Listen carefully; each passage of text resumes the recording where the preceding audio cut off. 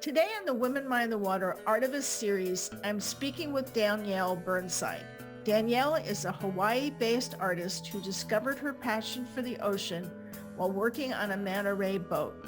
What's remarkable about this is that Danielle admits she had been scared of dark water and suffered with seasickness. Instead of deciding that the ocean was not her happy place, she felt inspired. As an artist, Danielle works in many mediums, including watercolor, gold, and copper. In all her art, she hopes to call attention to how precious our planet is. The Women Mind the Water podcast series engages artists in conversation about their work and explores their connection with the ocean. Through their stories, Women Mind the Water hopes to inspire and encourage action to protect the ocean and her creatures. I am really happy to welcome Danielle Burnside to the Women Mind the Water Artivist Series podcast. Danielle is my second guest in as many months to be based in Hawaii and have been inspired by manta rays. Danielle says that art is an extension of her soul, a way to express her passion, inspiration, and embodies her commitment to preserving our planet. Her hope is that her artwork conveys a sense of swimming in the sea and leads to a connection to the powerful forces within the sea and within each of us. Welcome, Danielle. I am always grateful to meet an artist who uses sustainable practices to create her art. I'm interested to hear more about your journey, one that has clearly brought you joy and fueled a passion for the ocean. Both are expressed in your art. You have made many beautiful pieces, but today I'd like to focus on your Shells series. It is a series where images of marine animals inhabit real shells. The work is both unusual and engaging. Danielle, living in Hawaii, a person is surrounded by water. How is it that your passion for the ocean wasn't realized until you worked on a manta ray tour boat? Thank you so much for having me, Pam. I'm really grateful to be here, and thank you for your question. It is miraculous. I grew up in Michigan, which is absolutely beautiful, and I grew up on the lake. Amazing. I got to see the sunset over the lake almost every day. Um, but I was even scared of seaweed in Lake Michigan. When I first moved here, I don't think I actually went underwater with a snorkel for about 2 years when I lived here. I just didn't, I'm like, that's a lot. I respect it. Don't need to engage. Uh, but after living here for about 2 years, uh, just by divine intervention, I'll call it, my friend was working on a manta ray tour boat. She was leaving the island and they needed to fill her position. She's like, I got you an interview at this time, Danielle, show up then. And I'm like, okay, like I'm going to go. And it's something I've always wanted to do, but I never did because I was, again, scared of dark water. I got seasick, but I took some Dramamine and I just had a beautiful evening. I met the manta rays for the first time on a tour. I wasn't working. They just kind of introduced me to it just for to see if I enjoyed it. And I fell in love. It's absolutely incredible. An experience that I just hope everyone gets to have themselves because the intimacy and how close they come and the magic and the peace that you have with them is beyond words. And as soon as I got off that boat, I was like, I want the job. I'll do anything. And So they, having yeah, been up on Lake Michigan, what was the largest thing you encountered in the water? maybe a fish. Well, isn't a manta ray is a fish, but how big were the fish in the lake?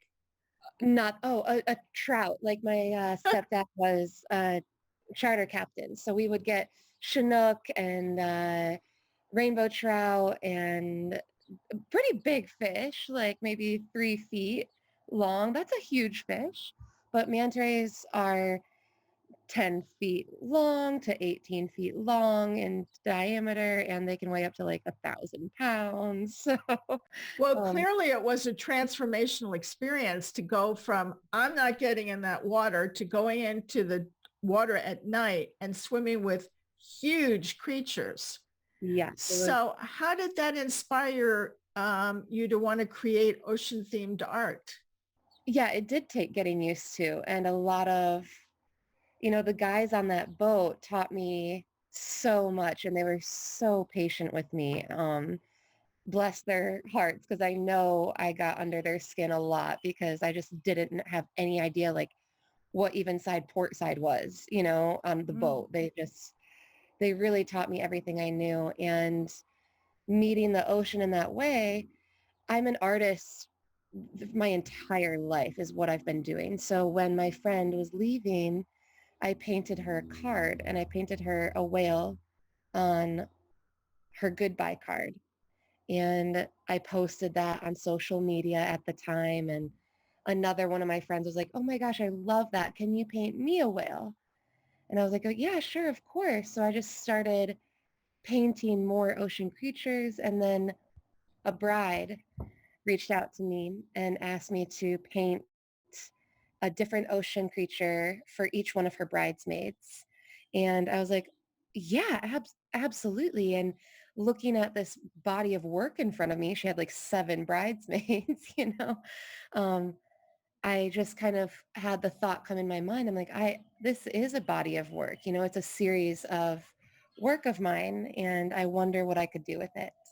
So, Well, they say sometimes the universe opens up in front of us. So clearly the uh, luck that somebody left and you tried out the manta ray boat led yeah, to one enormous epiphany, and then the bridal shower led to another. That's just lovely because it's truly amazing. Yeah, people ask me, your yeah. art is very passionate and beautiful. So where did the inspiration for the shell series come from? Well, it was about 3 years after I had really laid down some roots in my watercolor series, and I hand embellish every single piece with copper as prints and originals. Um, and I've just been painting the ocean for years at this point. And it was in my head to paint an abalone seashell with an ocean creature inside of it.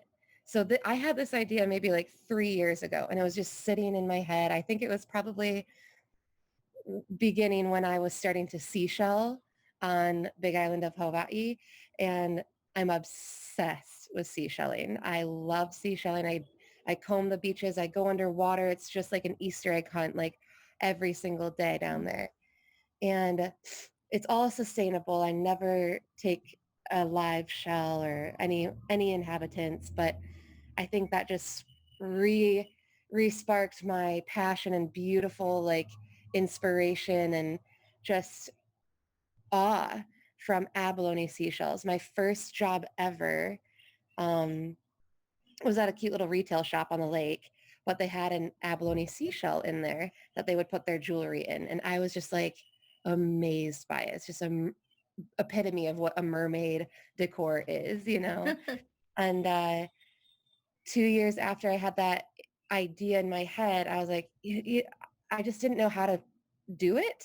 Like it was in my head and I just never knew how to work with it. And I'm like, why don't you just pour some resin? Resin was kind of starting to pick up like, uh, what's that, like popularity in a lot of people's work. And so I was like, I'm just going to pour some resin and just begin. Like, and that's all it really takes is just to start.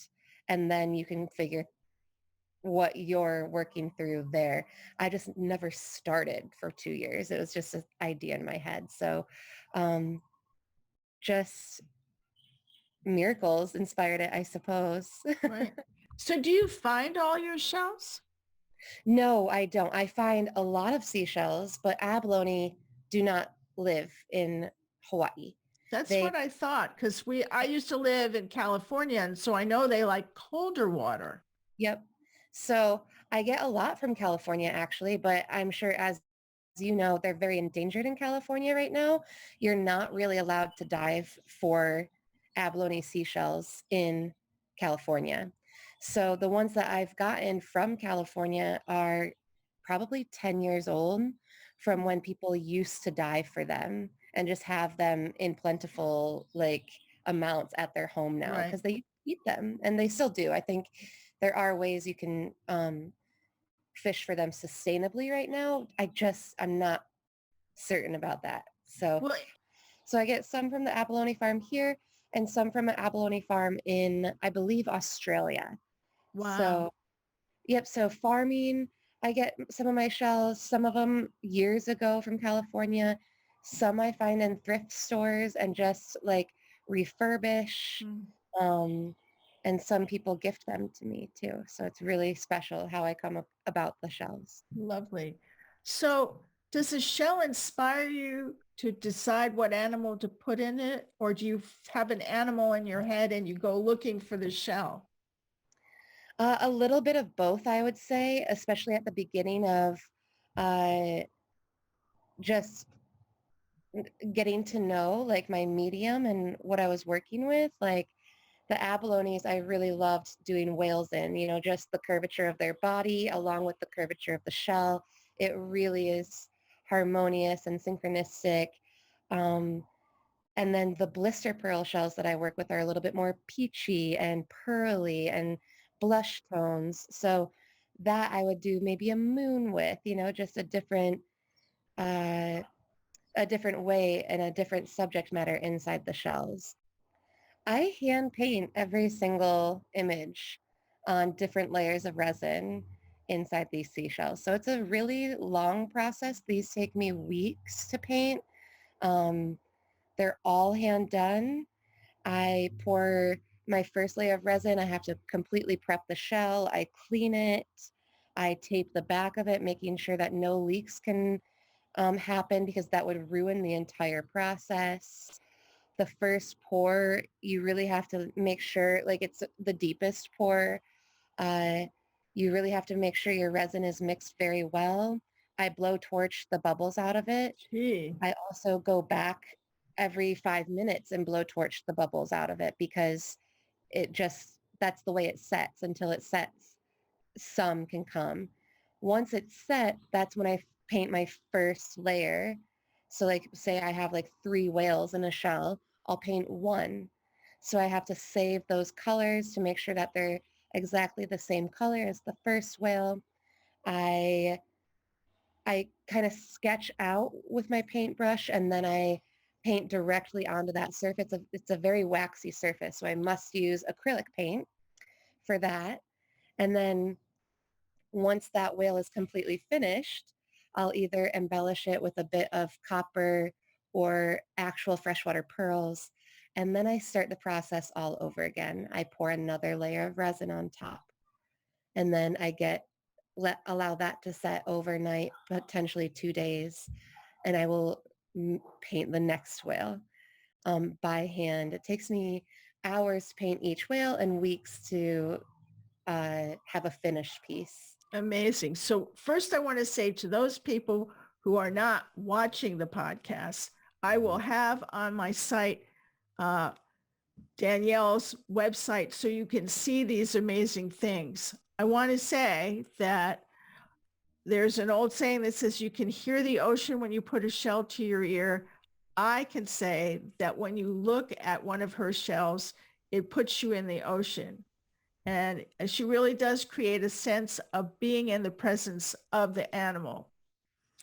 I see on your website that all the pieces are spoken for, and I think you have a waiting list. Why do you think this series is so popular? I think it's because all of my seashells are one of a kind. There's never 2 seashells that are like ever. A lot of them have deep jewel tones. Some of them have swirls in them. Some of them are gifted to me by the individual who found the actual seashell, who wants a painting inside that one. So first, I just want to yeah, honor that the seashells are really what helped me make these so special because they're all completely different, one of a kind, unique, and miraculous. And then I also think it's just, I don't think a lot of artists do this. It's something that I've really crafted myself. And I also honor the experiences we all have in the ocean. I advocate for the health of our oceans. And I think that the relationship that everyone else has with the water also can be seen within these shells. So I think it's just because they're one of a kind paintings. They're all hand done. I will never paint the same whale twice. I will never paint the same turtle twice. And it's with my full devotion and attention and heart. All of my prints, I hand embellish as well, and I put a lot of love into each one. But these ones are truly a labor of love. For me, I could definitely see that. I feel the love. I see the passion, and they inspire me. So what do you plan to work on next? Um, I have a long list of seashells that I am excited to paint. I love new subject matter.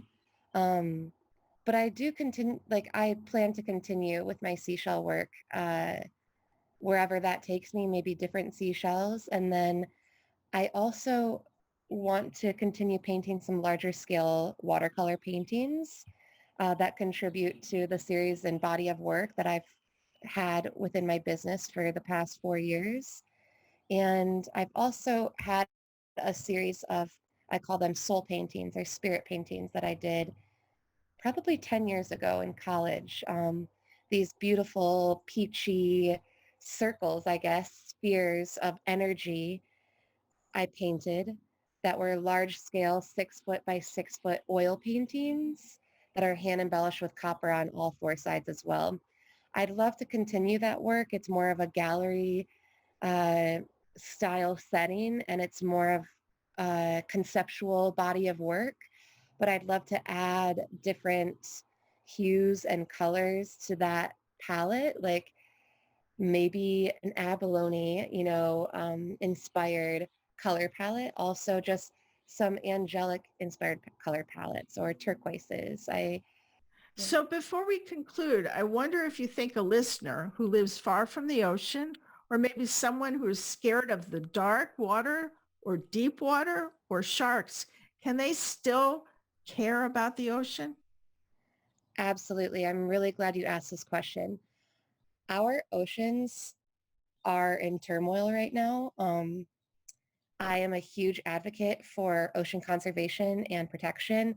And I think when I grew up, every breath we took, we have to thank the trees, like, yes, every breath we take, thank you, trees.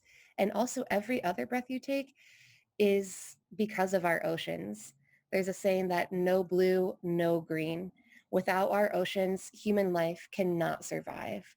And this notion came to me from living in Michigan.